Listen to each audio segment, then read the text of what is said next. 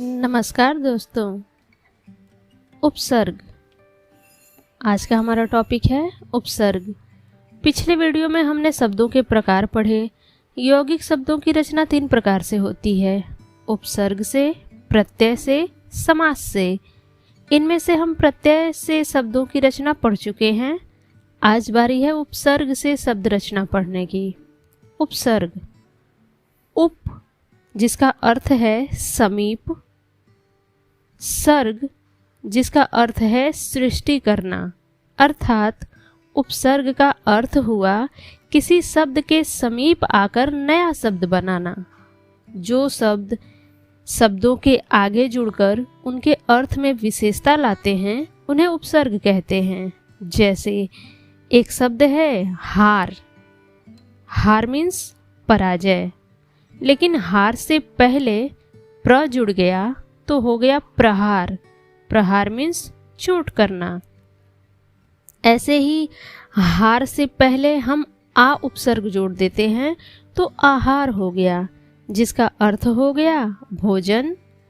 ठीक ऐसे ही हार से पहले हमने सम उपसर्ग जोड़ दिया तो संहार हो गया। संहार मीन्स विनाश। एक और उपसर्ग जोड़ते हैं हार में, वी। वी उपसर्ग जोड़ने से विहार हो गया। विहार मीन्स घूमना। तो हमने देखा हार शब्द तो एक ही है, लेकिन अलग अलग उपसर्ग जुड़ जाने से शब्द जो बन रहा है उसका अर्थ अलग है। इस प्रकार ये सभी शब्दांश यानी प्र, आ, सम, वी उपसर्ग हैं जो हार शब्द से शुरू में जुड़कर उसका अर्थ परिवर्तित करते हैं। हिंदी में प्रचलित उपसर्गों को निम्नलिखित भागों में विभाजित किया जा सकता है। पहला है संस्कृत के उपसर्ग, जिनकी संख्या 22 है। सेकंड नंबर पे हिंदी के उपसर्ग, जिनकी संख्या 13 है। नेक्स्ट है उर्दू के उपसर्ग, जिसको हम अरबी फारसी के उपसर्ग भी कह सकते हैं, इनकी संख्या 19 है। और चौथे नंबर पे अंग्रेजी के उपसर्ग, और लास्ट है उपसर्ग के समान प्रयुक्त होने वाले संस्कृत के अव्यय। ये कुल मिलाकर उपसर्गों की श्रेणी में आते हैं। सबसे पहले संस्कृत के उपसर्ग, क्योंकि हिंदी की जो रचना है या फिर जन्म है वो संस्कृत से हुआ है, तो जाहिर सी बात है संस्कृत के बहुत सारे उपसर्ग हिंदी में प्रयोग होंगे। तो वही उपसर्ग जो संस्कृत के उपसर्ग हैं हिंदी में प्रयोग होते हैं, उनकी संख्या है 22।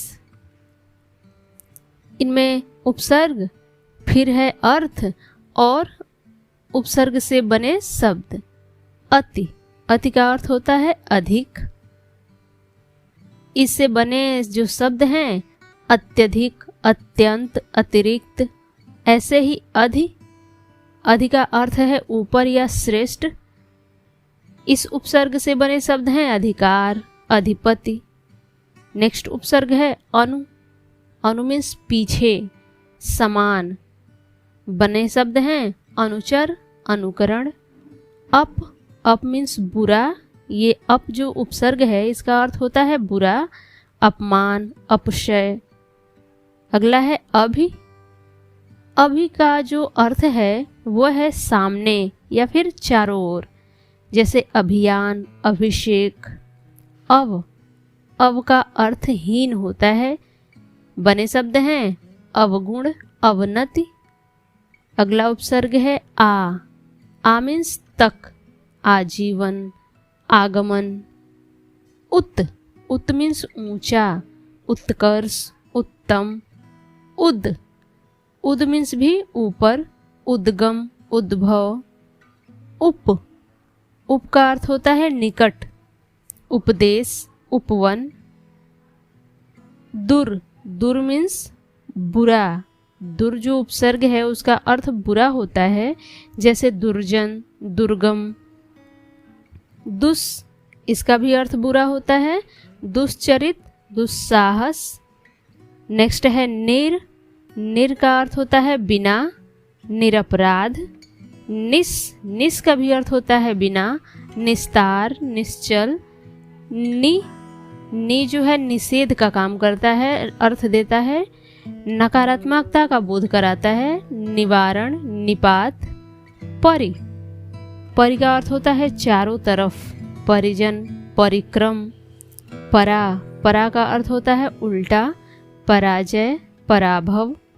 ऐसे ही अगला उपसर्ग है प्र, जिसका अर्थ है अधिक, प्रख्यात, प्रबल। प्रति का अर्थ होता है उल्टा, प्रतिकूल, प्रत्यक्ष। अगला उपसर्ग है वी का अर्थ भिन्न होता है, विदेश, विलाप। सम का अर्थ होता है साथ।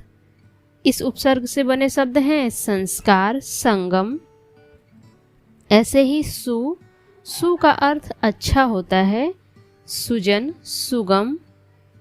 तो ये थे संस्कृत के उपसर्ग जो हिंदी में ज्यों के त्यों प्रयोग होते हैं, या फिर यूं कहें हिंदी में यूज होते हैं, लेकिन है ये संस्कृत। अगला जो उपसर्ग है वो है हिंदी के उपसर्ग, जिनकी संख्या हमने पढ़ी थी 13 होते हैं। हिंदी के उपसर्ग में पहला है अ, जिसका अर्थ होता है अभाव, अछूता, अथाह।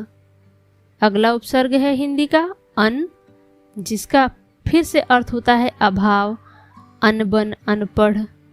क उपसर्ग है, इसका अर्थ होता है बुरा। इससे बने शब्द हैं कपूत, कचोट। कु का अर्थ भी बुरा होता है, कुचैला, कुचक्र। दु का अर्थ होता है कम या बुरा, दुबला, दुलारा। नी का जो अर्थ होता है कमी। इससे बने शब्द हैं निगोड़ा, निडर। औ या फिर अव, ये जो अर्थ देता है हीन।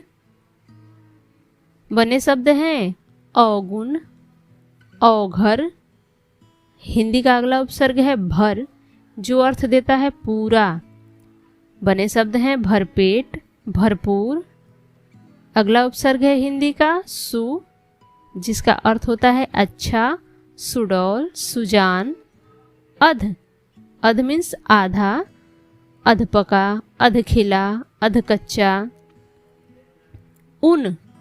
उन जो अर्थ देता है वो एक कम। उन जो उपसर्ग है उसका अर्थ होता है एक कम। इससे बने शब्द हैं 29, 49, 69, 39। अगला उपसर्ग है पर जो अर्थ देता है वो है बाद का। बने शब्द हैं परलोक, परोपकार। और लास्ट उपसर्ग है बिना, नकारात्मक अर्थ देता है, बिन बादल, बिन पकाए। तो ये रहे संस्कृत के उपसर्ग और हिंदी के उपसर्ग। अभी बचे हैं उर्दू के उपसर्ग यानी अरबी फारसी के उपसर्ग, जिन्हें हम कवर करेंगे अगली वीडियो में। मिलते हैं नेक्स्ट वीडियो में। नमस्कार।